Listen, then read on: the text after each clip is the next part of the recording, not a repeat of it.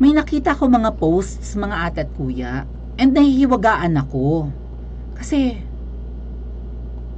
sino yung tinutukoy? And even I was waiting for Miss Maharlika to vlog about this kasi nag-post po siya eh.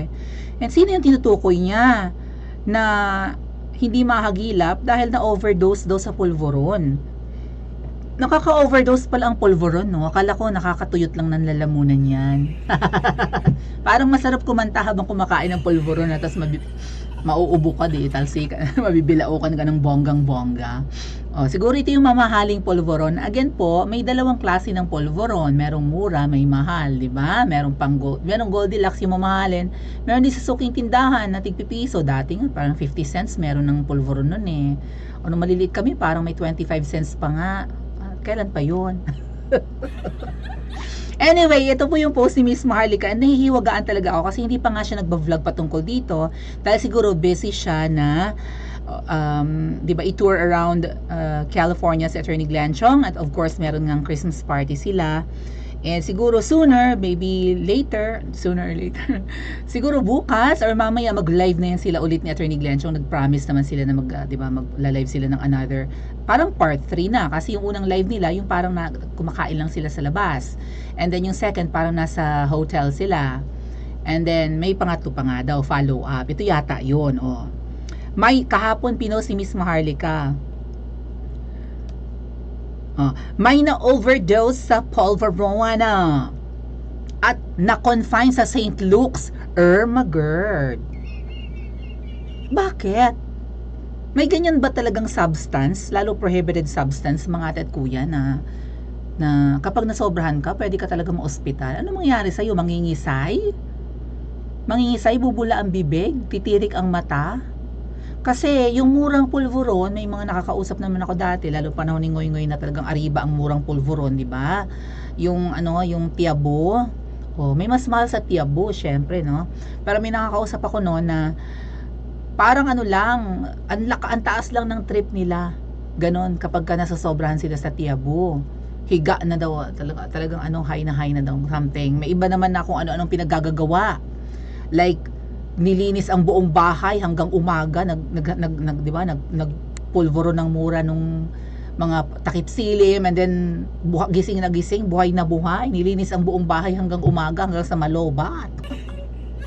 Meron naman tahi ng tahi, ganchilyo ng sari-sari silang trip. Yung iba naman naglalaro ng baraha, Diyos ko, walang tulog-tulog, walang tulugan, parang yung program ni Anes, ni Kuya Germs ba yun? Pero yung anong nangyayari, bakit nauospital? May ganun pala talagang ginagamit na nakaka-ospital kapag nasobrahan.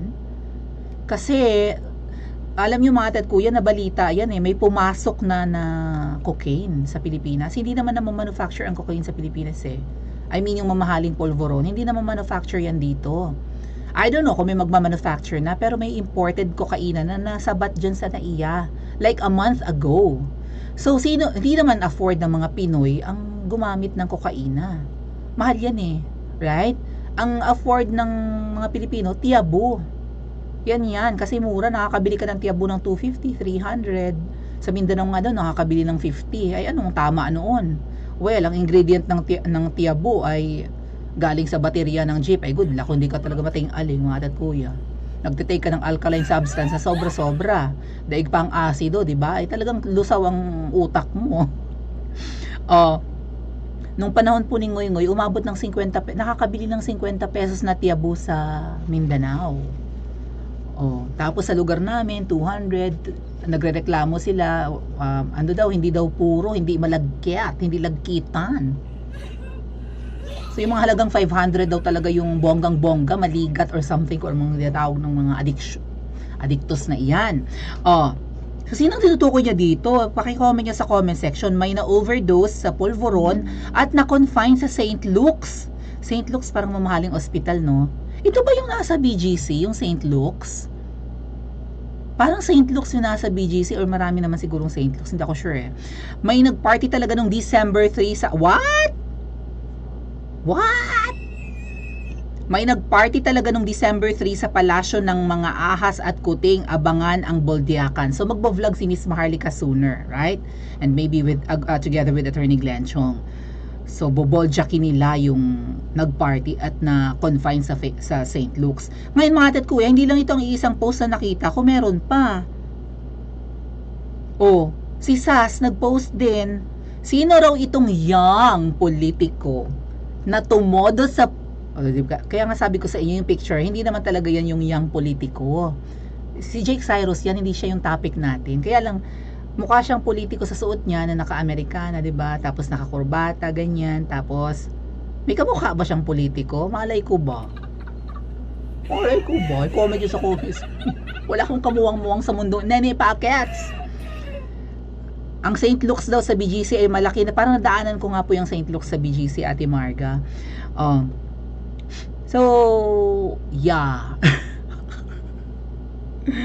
Young politiko ay bagets pa naman to si Jake Cyrus, kaya reference ko lang yung picture niya, pero hindi naman siya politiko, so hindi siya yung ating topic. Iba talaga yung topic natin, no? Sino raw itong young politiko na tumodo sa party kaya na-confine sa St. Luke's for 3 days daw last week? Take drugs moderately. Drink moderately, drink responsibly. Higop responsibly ba ito? Snort responsibly? Ano ba? Kaloka si Sas, no? Sino kaya? Alam niyo, may mga nakita akong comment dito na nakakatawa. May nag-share pa nga ng picture I mean, parang meme or gif. Sino ba yung nag-gif?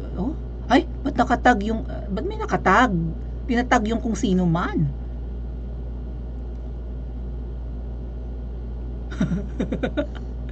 May nakita talaga ako ditong video saan ba yun banda?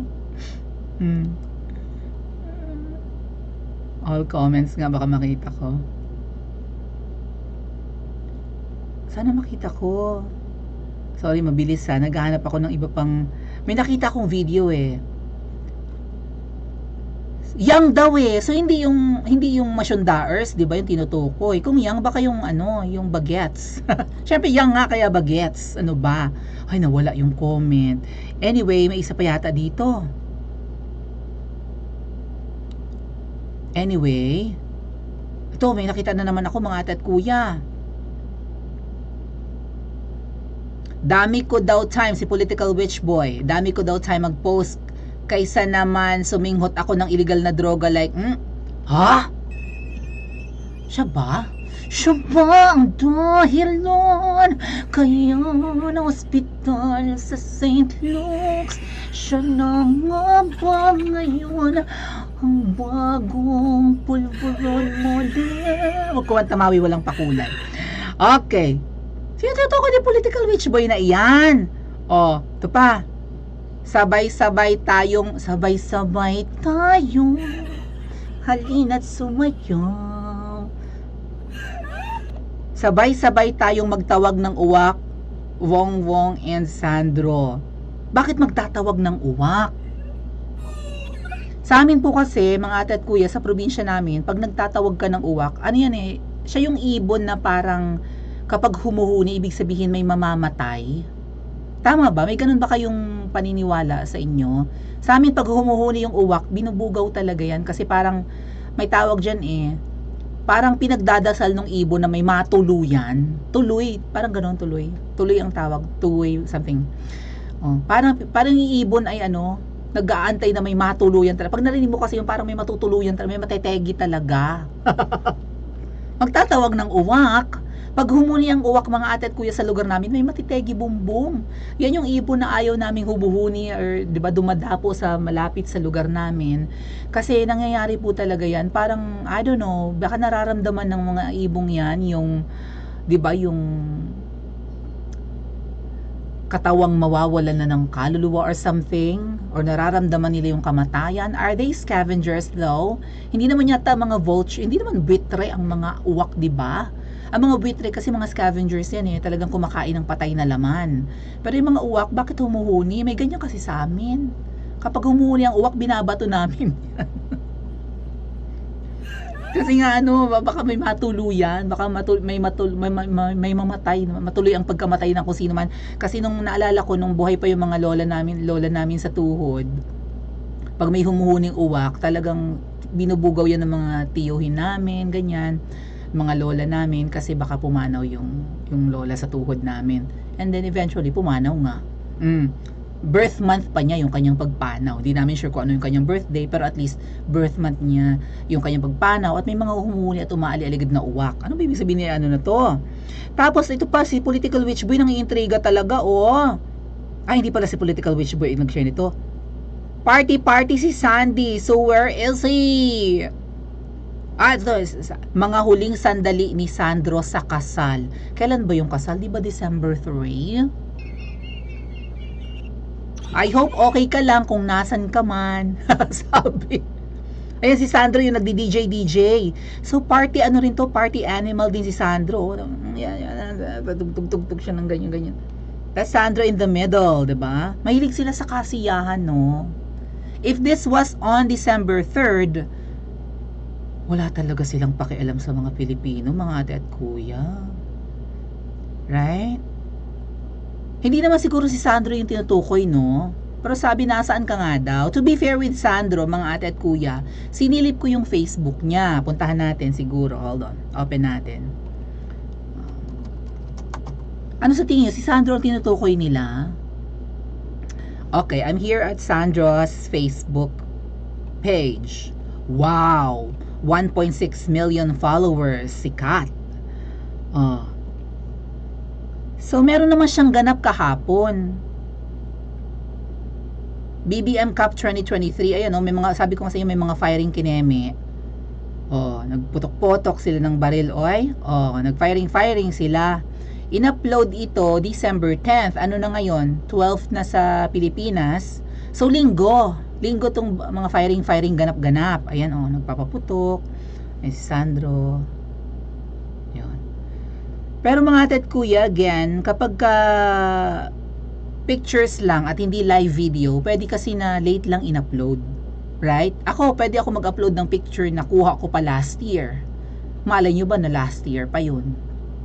Kunwari, ngayon ko lang lakad, halimbawa, swimming, o mag-upload, halimbawa ako ng picture ko sa Boracay, hindi naman kayo sure na nasa Boracay ako, nandito nga ako sa studio ko Right?